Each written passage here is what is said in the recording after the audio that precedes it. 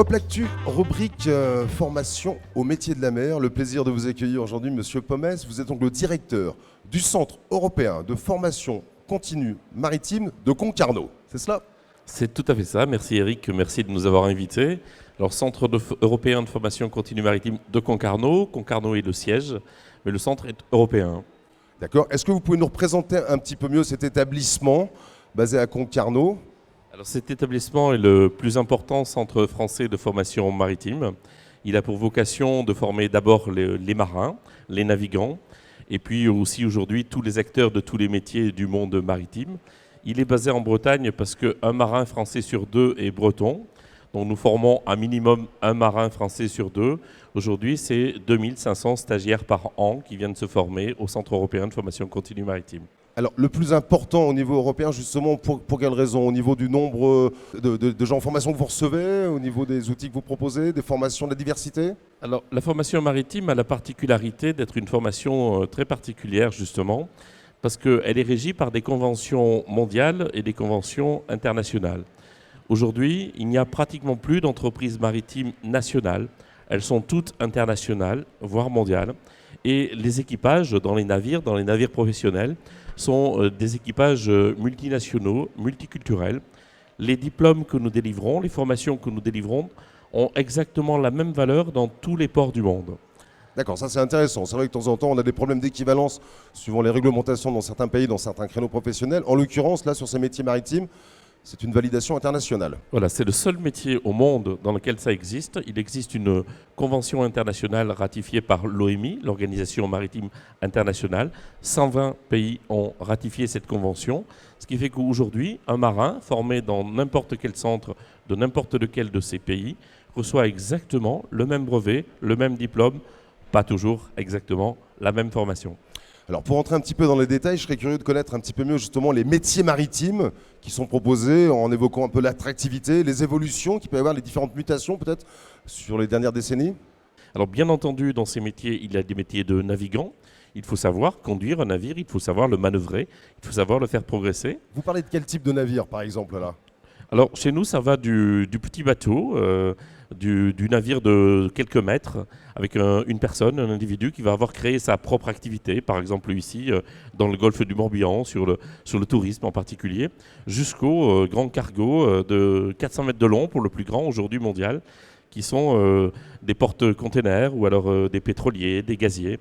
Donc nous formons des marins sur la totalité de ces activités, classiquement ce qu'on appelle les grandes activités du commerce, de la pêche et aujourd'hui de l'offshore et de l'offshore pétrolier en particulier. D'accord. Est-ce que je peux me permettre de vous demander peut-être si vous êtes issu de ce type de formation, quel est votre parcours peut-être pour connaître un peu mieux votre cursus, Monsieur Pomès? Alors, pas du tout. Moi, je suis psychologue, psychosociologue du travail. D'accord. J'ai fait une thèse il y a quelques années sur la formation continue et je suis tombé dedans.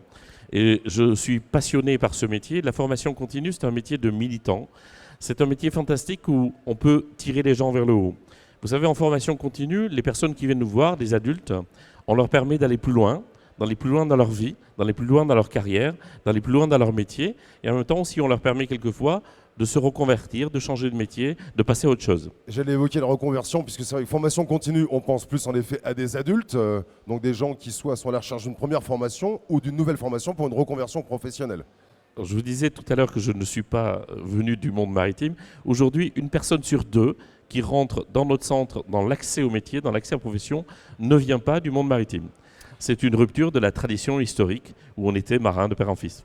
D'accord. Alors sur cette formation continue maritime, est-ce que vous pouvez m'en dire un petit peu plus sur la démarche de construction, le champ, la façon dont votre établissement justement le met en œuvre? La particularité des formations maritimes, c'est qu'elles sont issues des métiers. La première particularité de notre démarche, c'est d'aller voir ce qui se passe, dans les armements, dans les navires, à bord des bateaux, et d'essayer de décomposer, d'analyser les conditions de travail, les compétences. Donc ce sont des formations toutes professionnelles, et nos formateurs eux-mêmes sont tous des professionnels, d'anciens navigants, des experts, des gens qui pour une partie sont encore aujourd'hui en activité dans le monde maritime. Et nous ne construisons aucune formation académique. Nous ne faisons que des formations qui correspondent strictement aux demandes de nos clients et aux demandes des métiers qui sont exercés aujourd'hui dans ces entreprises-là. Rappelez-moi, depuis combien de temps existe le Centre européen de formation continue maritime à Concarneau? La tradition de formation maritime à Concarneau existe depuis 50 ans. Nous avons succédé à une école des mousses qui est ensuite devenue école d'apprentissage. Et le Centre européen, dans sa dimension actuelle, existe depuis 14 ans. Alors, l'objectif du Hop L'Actu, un webmag d'infos de bonnes nouvelles, quand on parle de formation, est-ce qu'on peut parler aussi d'optimisme sur les débouchés professionnels au niveau soit national, soit international, vu la compétence de ce diplôme? Le grand avenir de l'homme aujourd'hui, c'est la mer. Le grand continent qu'il nous reste à découvrir, c'est la mer. Et en mer, il y a de plus en plus d'activités qui sont en train de naître. La moitié des métiers maritimes qui existent aujourd'hui n'existaient pas il y a 15 ans. La formation maritime se développe à 2 chiffres tous les ans. Les besoins d'activités maritimes se développent tous les ans. Les métiers maritimes, ils ont 3 particularités. La première particularité, c'est que ce sont des métiers d'insertion. On peut rentrer dans ces métiers avec peu de bagages au départ, parce que comme je vous l'ai dit, la formation professionnelle vous permet d'accéder tout de suite à des compétences. Donc on peut rentrer dans ce métier avec rien, avec un petit CAP, avec quelques expériences personnelles, quelques expériences de voile par exemple, dans le golfe du Morbihan. Ce sont des métiers dans lesquels on peut faire des carrières très rapides, Oui. on peut progresser très vite, et puis on ne le dit pas assez, ce sont des métiers extrêmement rémunérateurs. Alors ça, Et c'est une bonne nouvelle. C'est des métiers qui sont bien payés, qui sont plus ou moins faciles selon les métiers. C'est des métiers aujourd'hui qui ont un spectre d'activité, je le disais tout à l'heure, mondial et international. Alors il faut être compétent techniquement, il faut aussi aujourd'hui savoir parler anglais. Et l'anglais dans le monde maritime n'est plus considéré comme une langue étrangère, mais comme une compétence de communication que tout le monde doit maîtriser. D'accord. Quelle est la durée, soit moyenne, soit un peu les fourchettes de durée de formation suivant les métiers maritimes que vous enseignez au Centre européen de formation continue maritime de Concarneau? On accède dans le métier avec des premières formations qui durent 3-4 mois. Il y a des formations un petit peu plus longues qui vont jusqu'à 9 mois. Et ensuite, vous avez des brevets, des qualifications dans lesquelles vous revenez régulièrement et qui durent entre quelques semaines et quelques mois. Est-ce que ça peut se faire par module? Est-ce qu'on peut toujours être en activité, de temps en temps profiter de certains modules de formation spécifiques ou c'est vraiment continu sur toute la durée de l'enseignement? La fameuse formation continue tout au long de la vie, dans le monde maritime, elle existe depuis Colbert. En effet. Un marin passe une grande partie de sa vie en formation. Pourquoi?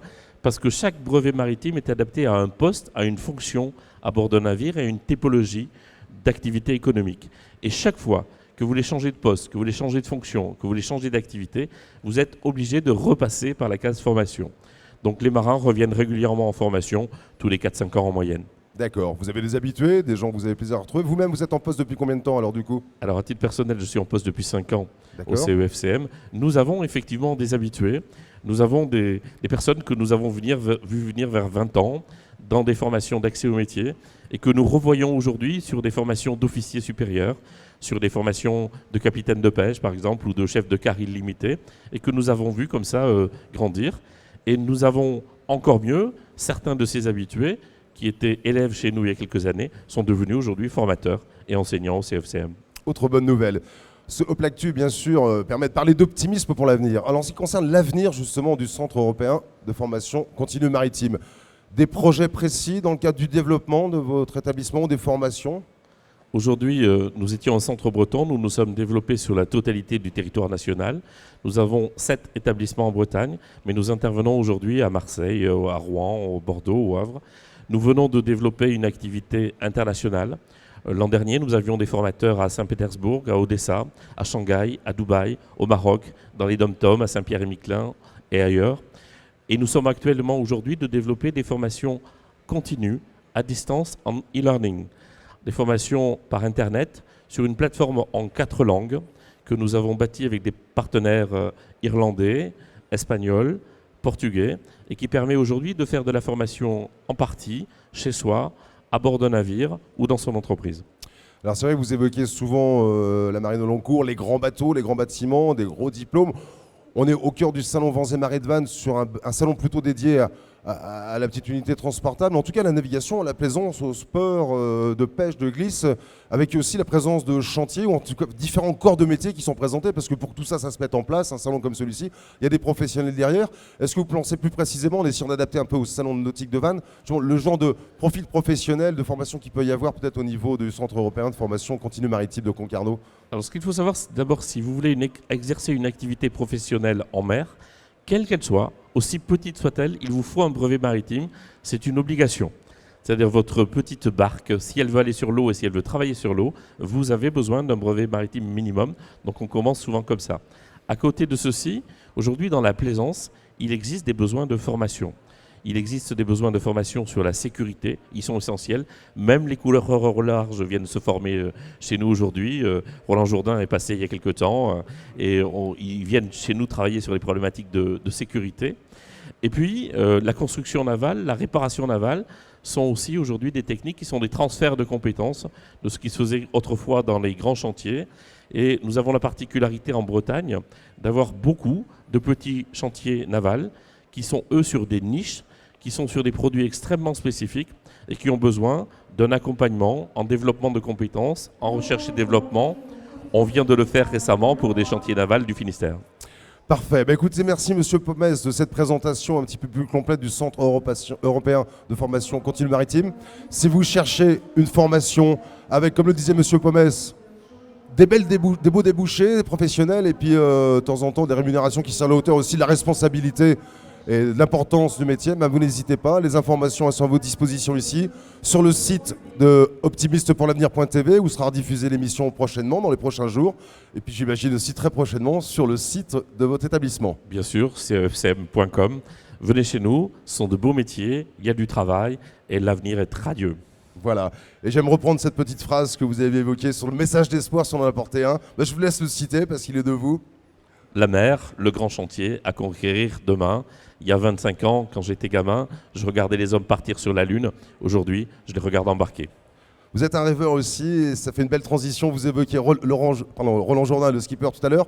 On va y revenir dans quelques minutes en parlant d'éco-conception, puisque ce plateau de notre plateau de TV est en fin de compte, non pas un prototype, mais c'est le premier d'une série d'un paddle éco-conçu avec un travail avec l'équipe Kairos. C'est la cellule un peu navigons propre de Roland Jourdain, le navigateur. Merci Monsieur Pomès et je vous souhaite un bon salon nautique puisque vous allez sans doute en profiter. Merci Eric.